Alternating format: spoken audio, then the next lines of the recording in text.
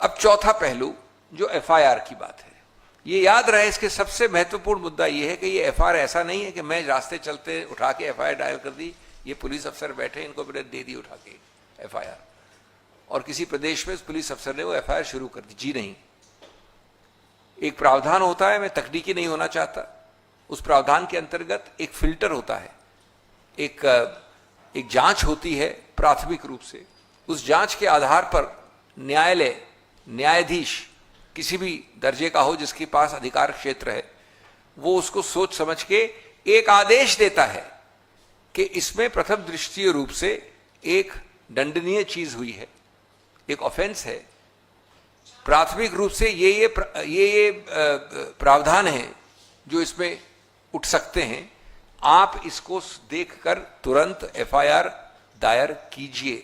और यही हुआ, यही प्रक्रिया हुई कर्नाटक में इस एफआईआर में। एफआईआर में क्या कहा गया है?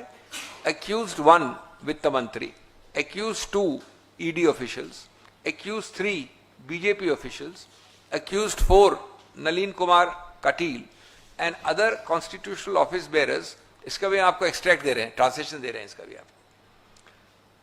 Conspired and extorted more than 8,000 crores from the CEO and MD of MNC and TNC corporate companies in the name of electoral bonds.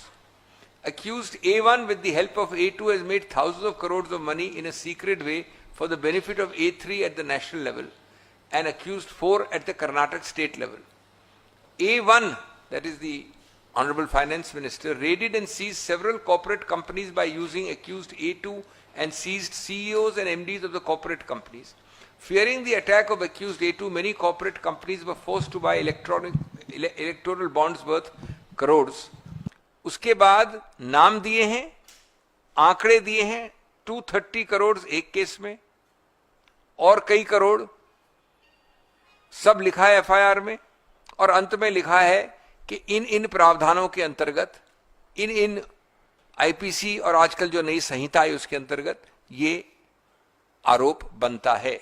और कुल आंकड़ा है 8,000 करोड़ का।